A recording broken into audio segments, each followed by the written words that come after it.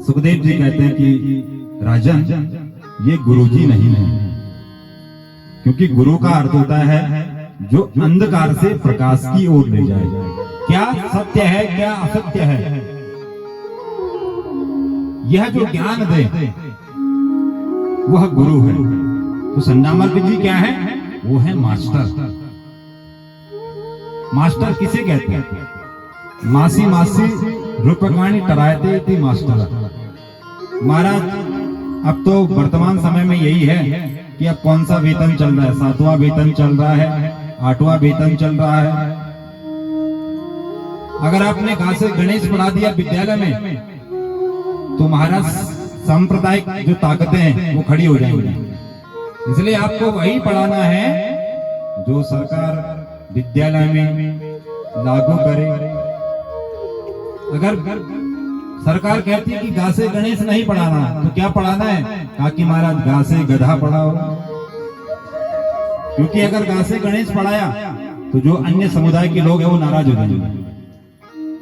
तो वर्तमान समय की यह दशा हो गई विद्यालयों की। महाराज पुनः कक्षाएं चलने लगी, 1 वर्ष हो गया पढ़ते पढ़ते। तो अब गर्मियों की छुट्टियां पड़ने वाली हैं, तो श्री हिरण्यकशिप महाराज अपने बेटे को लेने के लिए विद्यालय में आ गया। और विद्यालय में आकर के बेटे को जैसे ही गोद में पकड़ा तो कहा, बेटा बताओ अब की बार तुम क्या क्या पढ़ करके आए हो?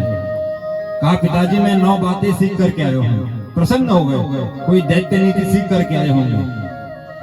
तो प्रहलाद जी महाराज ने भगवान की सुंदर नवदा भक्ति का गुणगान कर दिया। श्रवणम कीर्तनम यस्य स्मरणम पाद सेवनम अर्चनम बंदनम दास्यम सख्यमात्म निवेदनम। महाराज ने सुंदर भगवान की नवदा भक्ति का गुणगान कर दिया। पिताजी हमको क्या करना चाहिए? श्रवणम, भगवान की कथाओं को श्रवण करना चाहिए।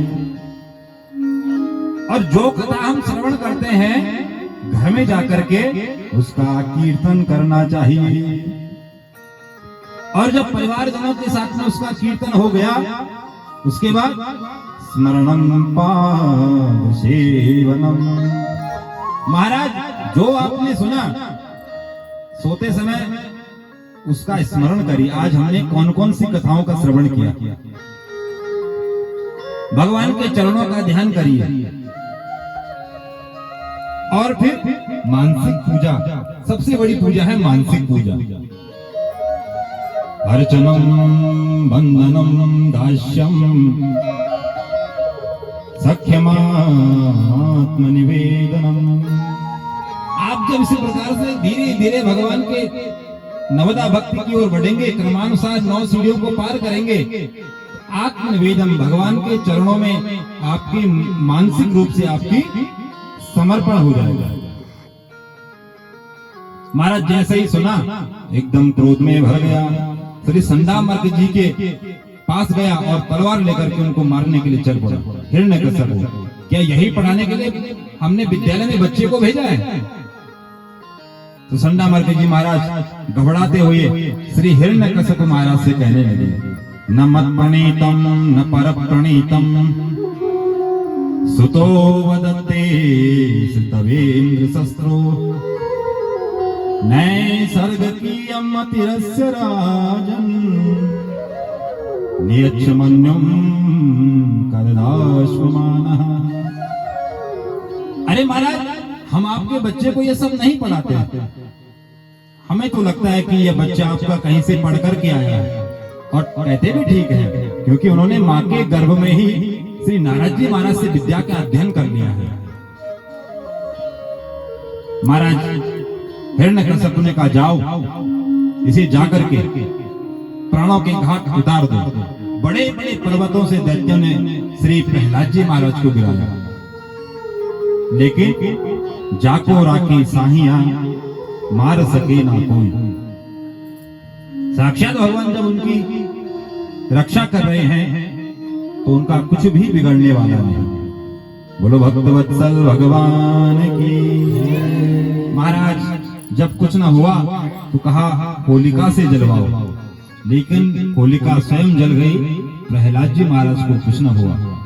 तो अब डरने लगा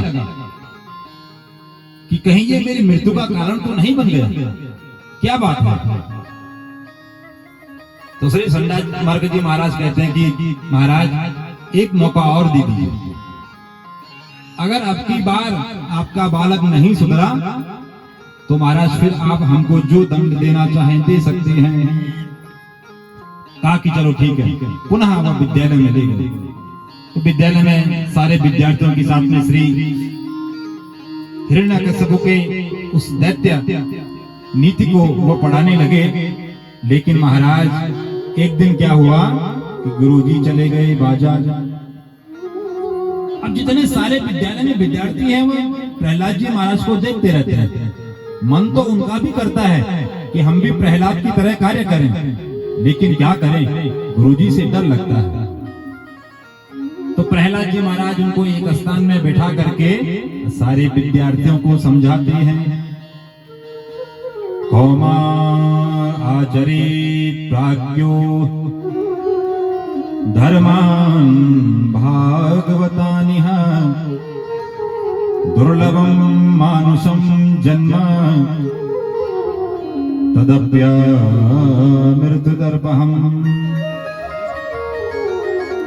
प्रहलाद जी महाराज से छोटे छोटे बच्चे कहते हैं, अरे प्रहलाद भैया तुम तो अभी बहुत छोटे हो, बचपन से ही तुम भजन कीर्तन करना तुमने प्रारंभ कर दिया, भैया ये तुम्हारा काम नहीं है। तो प्रहलाद जी कहते हैं कि भैया ये किसका काम है? ताकि ये तो बूढ़े बुजुर्ग लोगों का काम है, बचपन में नहीं। प्रहलाद जी बच्चों को समझाते हैं।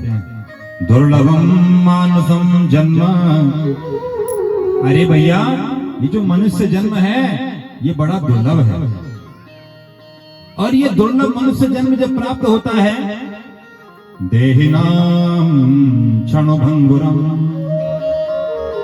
महाराज क्षणभंगुर ये जीवन है, न जाने किस समय ये श्वासें अटक जाए। कहते हैं कि महाराज अगर किसी व्यक्ति की उम्र 100 वर्ष है तो महाराज 50 वर्ष तो केवल वो रात्रि के शयन करने में ही निकाल देता है। 100 वर्ष अगर उम्र है तो रात में क्या करते हैं? शयन तो करते हैं। तो 50 वर्ष सोने में गए, 20 वर्ष हमारे बचपन के गए, 10 वर्ष हमारे ग्रस्त जीवन में गए, तो महाराज समय कहाँ बचा? और जैसे ही बुढ़ापा आता है तो क्या होता है? घुटनों की बीमारी प्रारंभ, महाराज चल नहीं सकते हैं, श्वास की बीमारी प्रारंभ, महाराज शुगर हो गया, ब्लड प्रेशर हाई हो गया है। तो महाराज कैसे हम भगवान का भजन करें? उसके लिए शरीर की स्वस्थता जरूरी है। जब शरीर स्वस्थ होगा तभी हम भगवान का भजन कर सकते हैं। इस प्रकार से जब प्रहलाद जी महाराज सारे विद्यार्थियों को कहने लगे तो सारे विद्यार्थी कहते हैं कि प्रहलाद भैया मन तो हमारा भी करता है कि हम भी आपके साथ में भगवान का भजन करें, लेकिन क्या करें, आपके जो पिताजी हैं और गुरुजी उनको देख करके हमें बहुत डर लगता है। तो प्रहलाद जी महाराज कहते हैं कि भैया आज तो गुरुजी भी नहीं है, गुरुजी विद्यालय में नहीं है, इसलिए